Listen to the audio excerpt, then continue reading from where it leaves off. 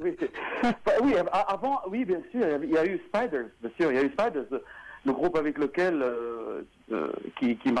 avec lequel on a fait des choses extraordinaires aussi.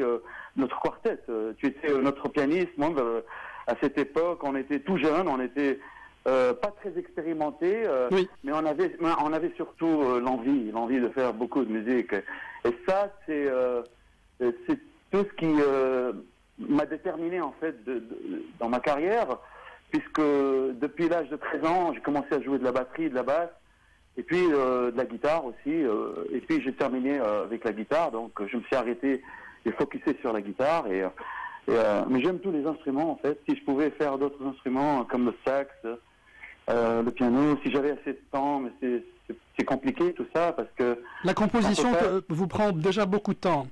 Énormément de temps, énormément de temps. Je suis à plein temps dans la composition et dans l'instrument aussi, parce que je travaille ma technique de l'instrument.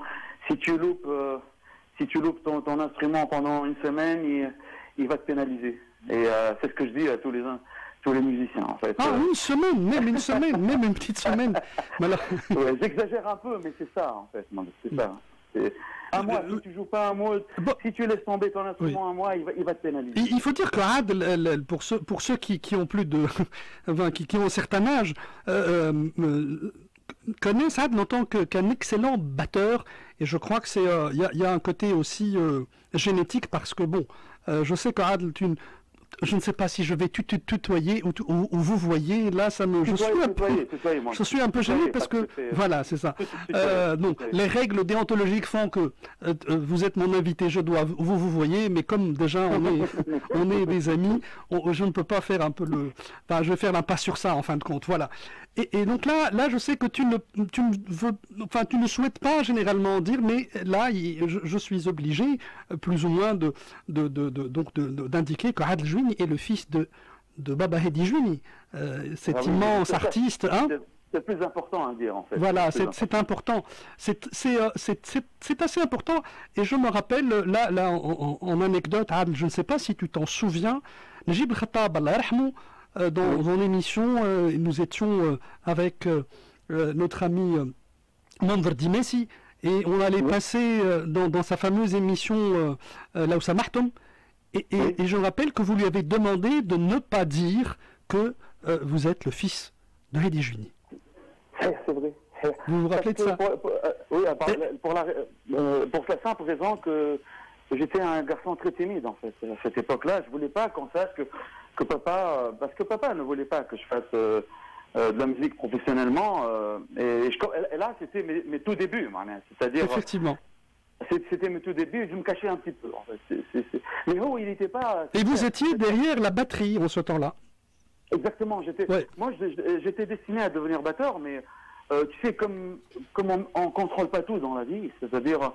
il y a un moment qui arrive dans la vie où tu crois que tu vas continuer cette chose pendant toute la vie. En fait, t'as tout faux, parce que tu vas voir à un moment donné la surprise de l'univers qui va te dire non, mon pote, c'est pas ça que tu vas faire, c'est autre chose. Donc c'est ça le plaisir d'avoir la surprise des choses de la vie. En fait, et puis Adl aussi le fait que tu aies pris le risque, parce que c'est ça, parce que tu étais dans ton confort, tu jouais extrêmement bien, et là tu changeais d'instrument, et là je te rappelle une autre anecdote, même pas un petit solo à Adl.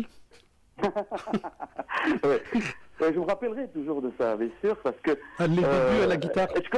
Oui, je faisais pas de bons solos à cette époque-là. J'avais pas tout à fait oui, mais tu démarrais, c'est normal.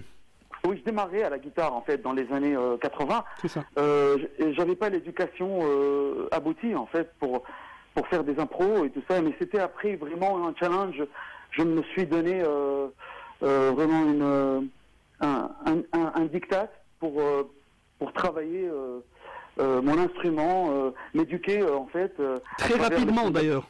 Très rapidement, je vous rappelle, c'était très rapidement, et d'ailleurs vous avez même ramené le groupe vers une autre, vers le jazz, vers le blues, etc. Alors que c'était plus un groupe plutôt de pop, voilà, de pop et de variété internationale. Exact. Que j'aimais aussi, moi, parce que je fais toujours de la variété internationale, c'est-à-dire dans le sens où je mélange pas mal de styles musicaux. Allant du pop, jazz, funk, soul, rhythm and blues. Et pour moi, tout ça est très important.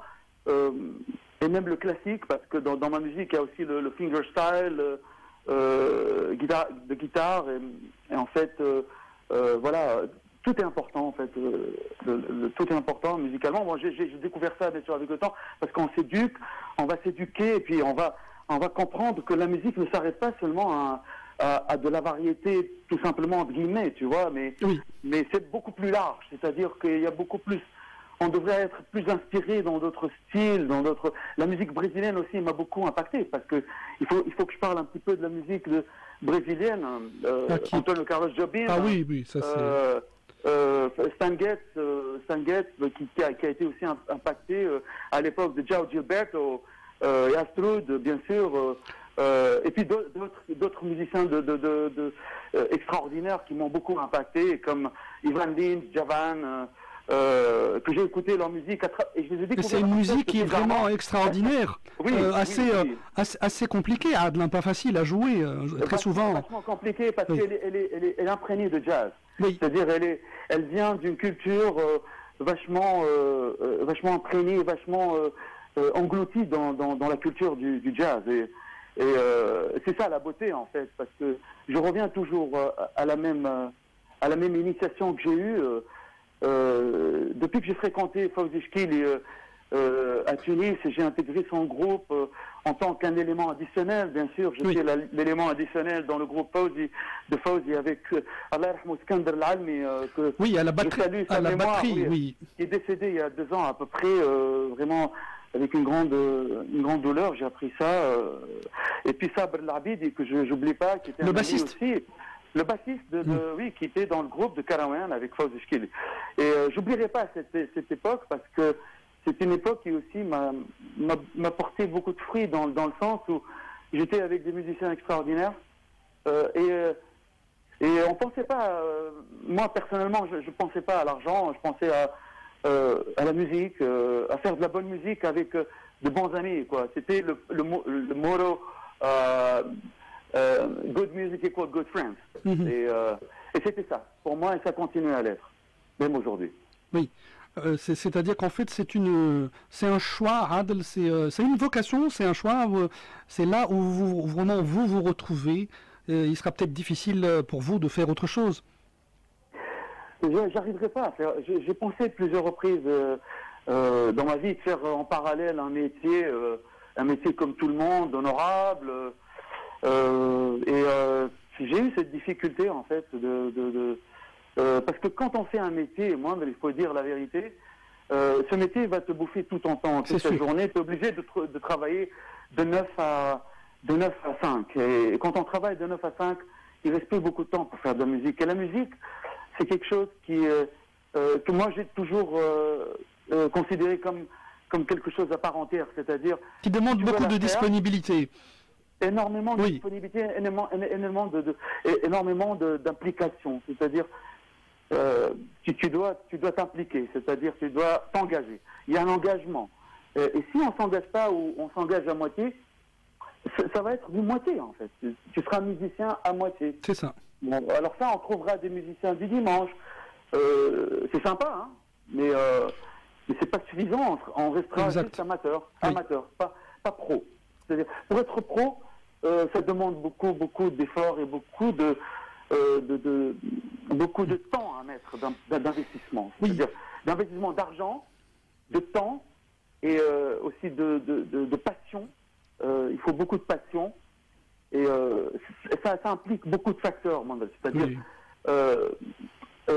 on peut pas le prendre comme ça à la légère, c'est-à-dire dire allez, je vais faire de la musique à mi-temps, ce ne sera pas vraiment de la musique, comme je te dis, c'est clair. Pas de musique à mi-temps. Non, non. Pas de musique à mi-temps. Et en plus, tu n'as pas choisi la voie facile parce que à la limite, tu aurais pu reprendre tout simplement les chansons de Baba Hedi et et surfer sur ça. Hein, c'est ça. J'ai pas choisi la facilité, moi. Voilà.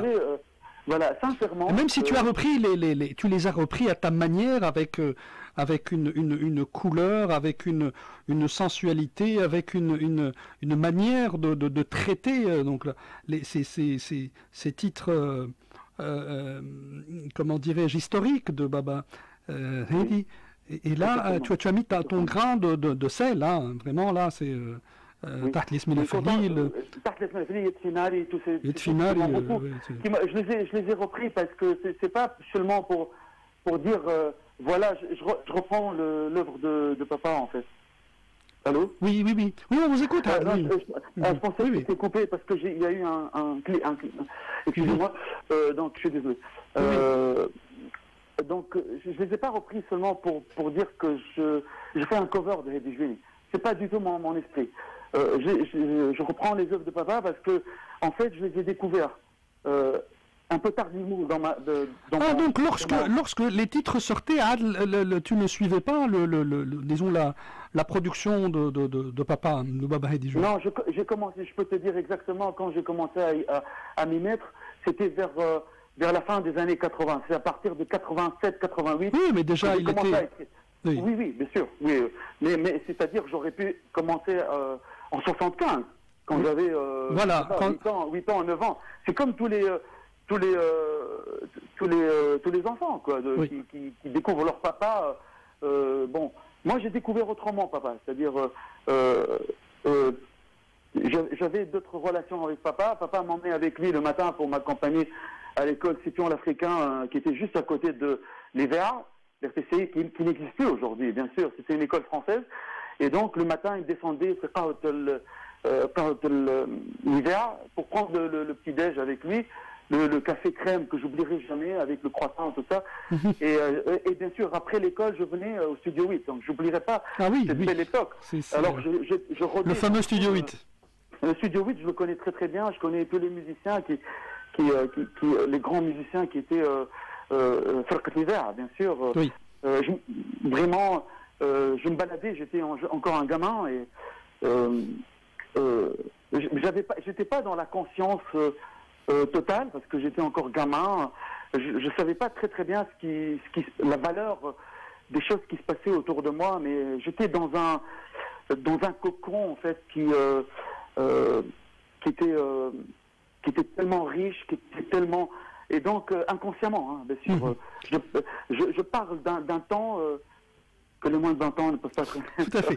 Alors, Adl, je te propose d'écouter Taht Yasmina, mais version Adl Jouini, hein, et puis on revient, après avoir écouté cette, je ne dirais pas cover, mais cette manière de reprendre Taht Yasmina Fili. Là, tout de suite.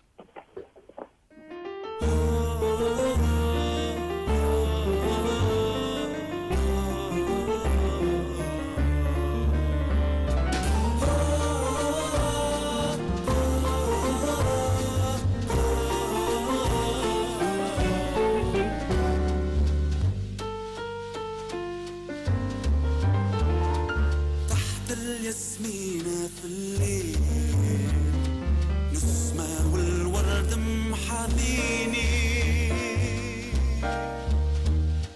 تحت الياسمينة في الليل نسمة والورد محاذيني لغصان علي تميل تمسح لي في دمعة عيني لغصان علي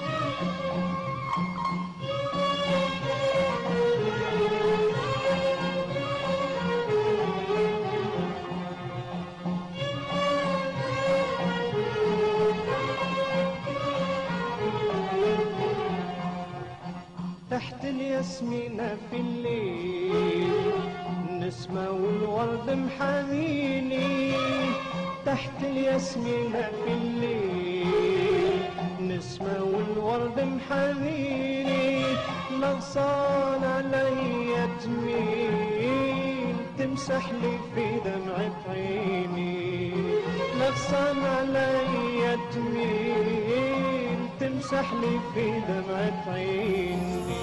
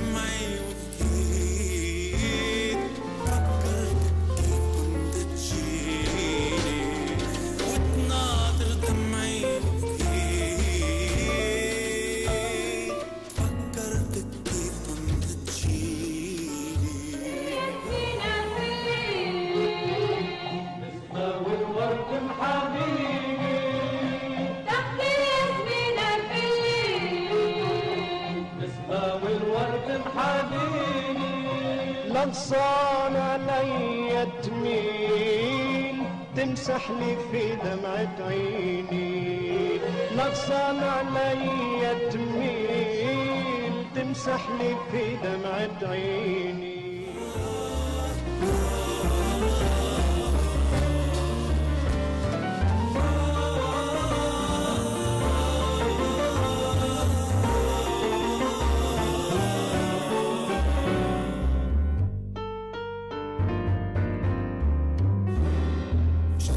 زينا النوار فاحت من ريحة الأصهار جنينا مزينا النوار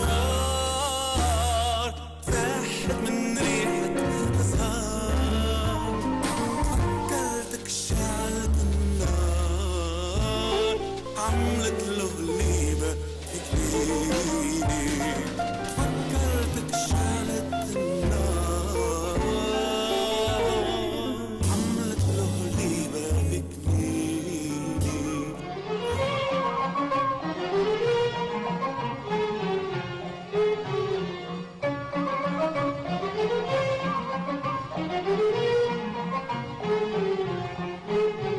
متوحش وحدي محتار لا قمرة لا حصة طيار متوحش وحدي محتار لا قمرة لا حصة طيار كان النسمة على الأشجار توانس فيا وتواسيني كان النسمة على الأشجار توانس فيا وتواسيني نسمة والورد محاميني تحت الياسمينة في الليل نسمة والورد محاميني نغصان عليا تميل تمسح لي في دمعة عيني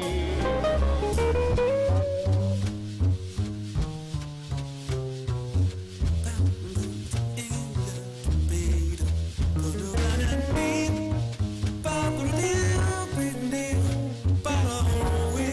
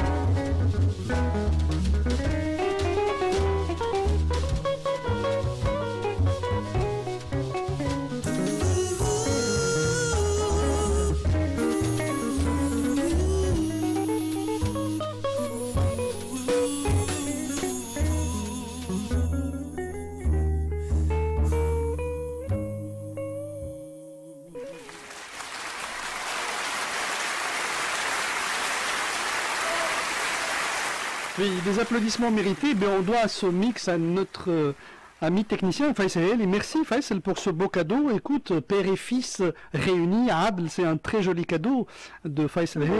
Bravo, oui, bravo. Hein, il a bien mixé cela en plus. Voilà, un travail bien fignolé. Très touchant, oui, très touchant. Voilà. Alors, Adl, là, évidemment, bon, on peut rester des heures pour parler de ton parcours exceptionnel. Donc là, on est arrivé vers les années 90, années 2000 également, et puis donc des passages dans différents festivals et plusieurs concerts, et ensuite ce départ vers d'autres cieux. Oui, ça arrive, absolument, oui. Oui, c'est... Et entre-temps, vous avez sorti plusieurs albums, hein? Oui, c'est-à-dire qu'il y a eu plusieurs projets d'albums. Il y a certainement des albums qui sont restés en démo, parce que j'ai fait beaucoup de démos dans les années 80. Oui. J'expérimentais en fait un son, j'expérimentais une personnalité musicale. Donc je prenais ma carrière vraiment très au sérieux. Je voulais pas faire n'importe quoi, donc... une des choses les plus importantes, c'est qu'un artiste fasse des démos et s'écoute et essaie de se corriger, c'est-à-dire à travers ses œuvres, donc à travers la fabrication de ses œuvres, c'est-à-dire à travers l'arrangement, à travers la composition, à travers la vision d'une œuvre. Et ça, c'est pas facile du tout. J'avoue que c'est quelque chose qui m'a pris quand même plus d'une vingtaine d'années, en fait, en allant des années 87, 88. Vous êtes même allé aux États-Unis pour et rencontrer une personne extraordinaire, exceptionnelle, qui nous a quittés. Qui nous a quittés, oui. En fait, j'avais fait une démo d'un album qui ne s'appelait pas encore Colors of Life, et qui a fini par s'appeler Colors of Life, qui est un des titres de cet album. Et donc j'emmène mes démos en 96 aux États-Unis, je pars à San Francisco, puis bien sûr la West Coast, l'endroit le plus rêvé, duquel j'avais énormément rêvé. Donc je descends à Los Angeles, j'étais hébergé par un ami qui s'appelle Ramzi Mallo, qui est un ami d'enfance. Oui, Ramzi, qui est toujours d'ailleurs là-bas. Oui. Hein, oui, absolument. Qui fait un excellent boulot. Que je salue Ramzi Mallo, qui était un ami aussi extraordinaire, qui m'a dit ah, écoute, moi je suis dans le cinéma, je peux pas t'aider dans la musique, j'ai pas de relation. Vas-y, il m'a donné son appartement et puis il m'a dit vas-y, débrouille-toi, tu fais, envoie tes démos et tout ça. Et j'ai commencé donc comme ça à envoyer mes démos à plusieurs labels, des indépendants, tout ça. Et donc c'est vrai, j'ai à peu près envoyé plus de 25 labels, tout confondu entre indépendants et majors. Les majors sont inaccessibles parce qu'il faut passer par toute une... Il y a toute une chaîne. Toute une chaîne. C'est pas évident. Oui. C'est pas très évident. C'est pas ce que comme a fait Gino Vanelli qui a sauté qui est sauté de la clôture. Lui, il a été vraiment... oui. C'est ça, oui. Bon. Et là, vous avez quand même... ça a accroché, puisque vous avez été en audience avec un grand monsieur. Oui, avec un grand monsieur. En fait, je suis passé par son AR, parce que... Oui, il avait directeur artistique, oui. Un directeur artistique qui écoutait d'abord les maquettes qui arrivaient des artistes, et puis il faisait écouter à Maurice White aussi. Non, c'est Maurice White. En fait, c'est Maurice White de Earth, Wind and Fire. C'est Maurice White de Earth, Wind and Fire, exactement. Et Ramzi Mallo qui me dit Brother, tu as reçu un message de Columbia Records.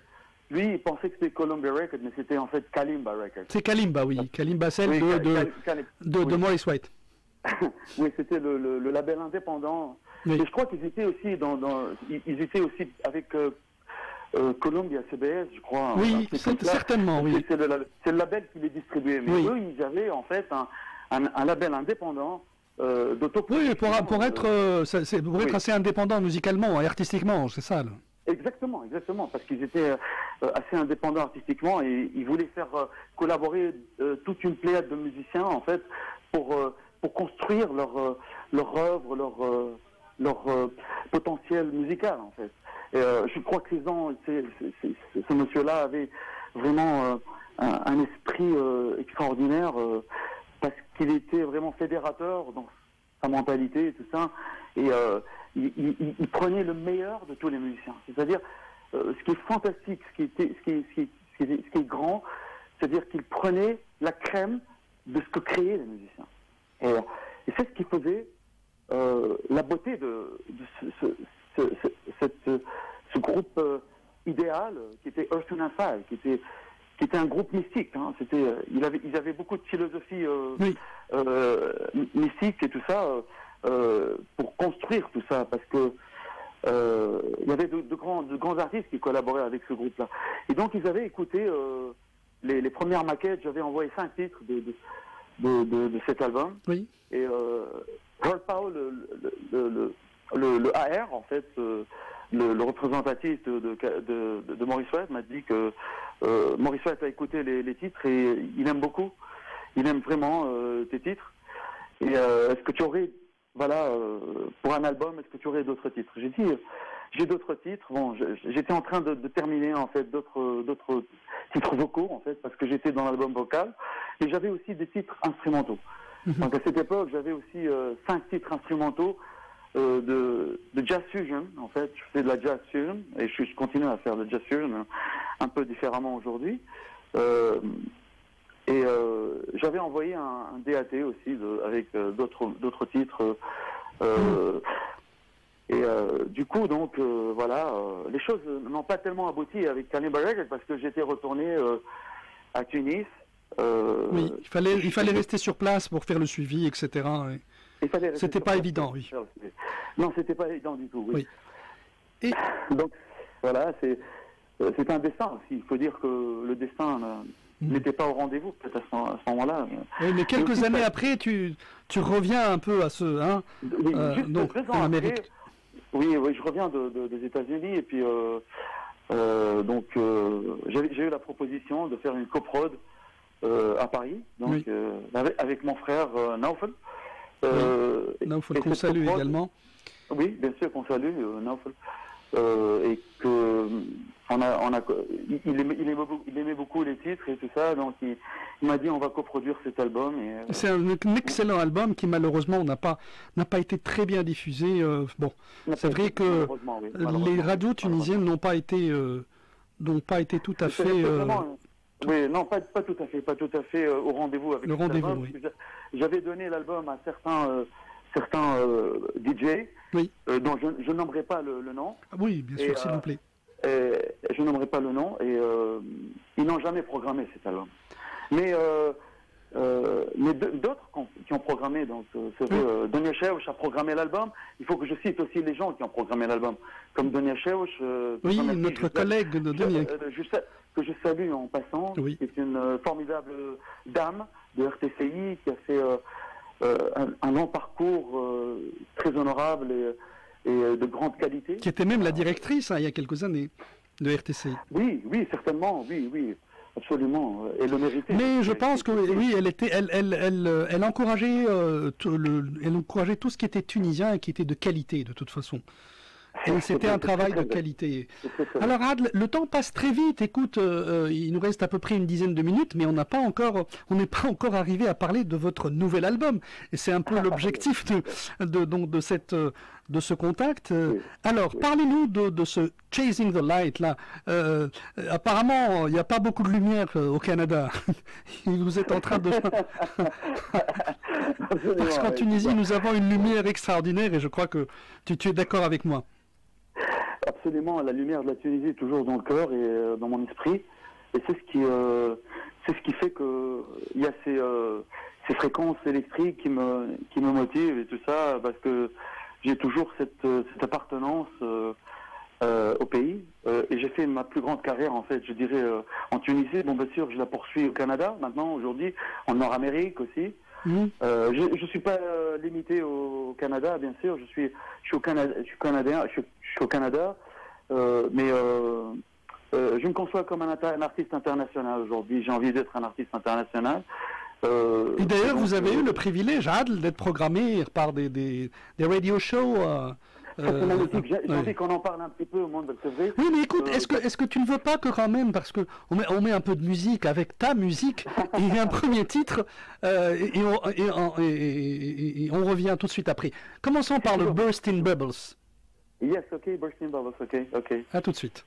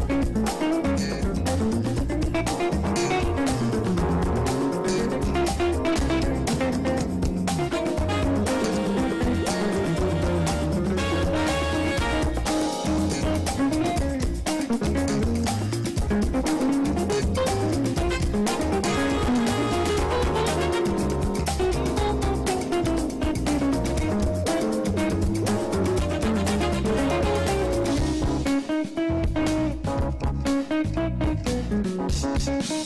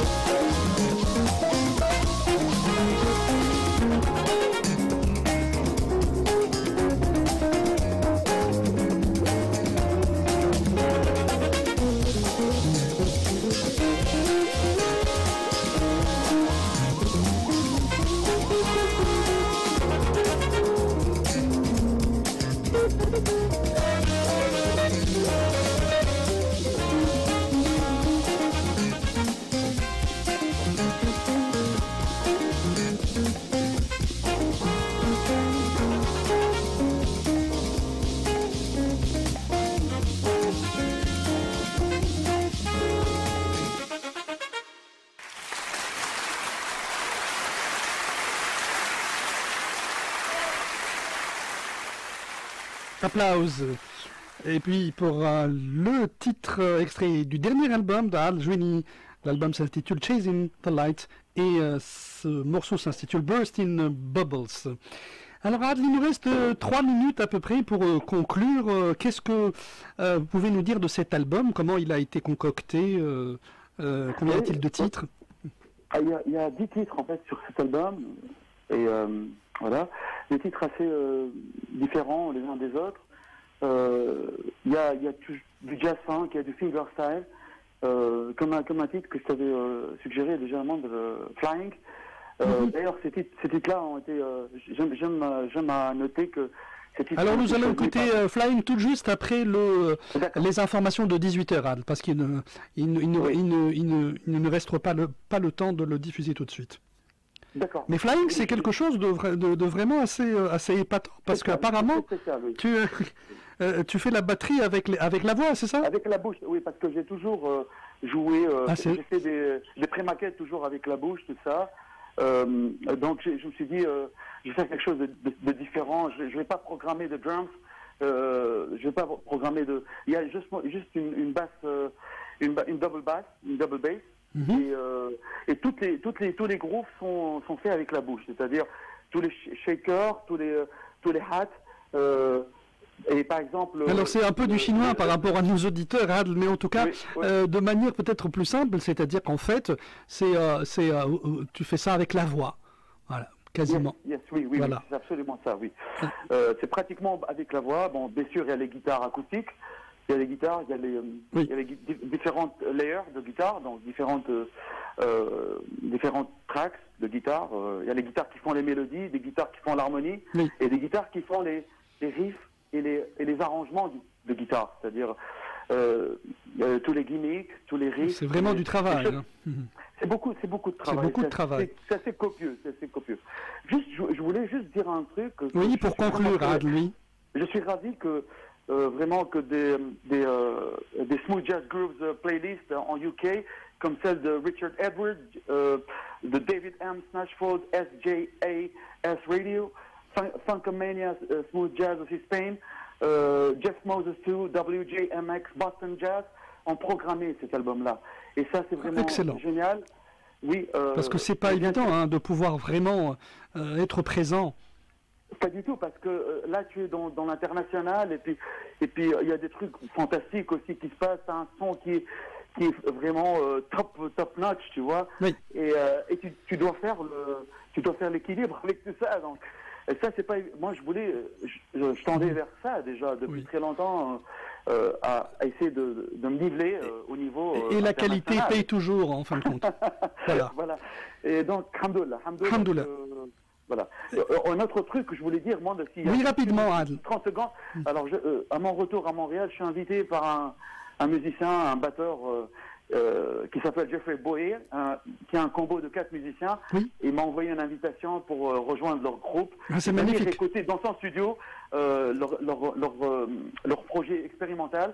Et donc, il y a, je crois, l'intention de m'intégrer à ce groupe expérimental. Ah, excellent. Vous nous en direz davantage, j'espère, donc lorsque vous serez au Canada, vous retournez. En tout cas, merci beaucoup, Adl Jouini, pour votre intervention. Merci. Bonnes vacances en Tunisie. Merci. Et puis à très bientôt. On écoutera Flying tout de suite après les infos de 18h. Au revoir. Cool. Thank you very much. Thank you.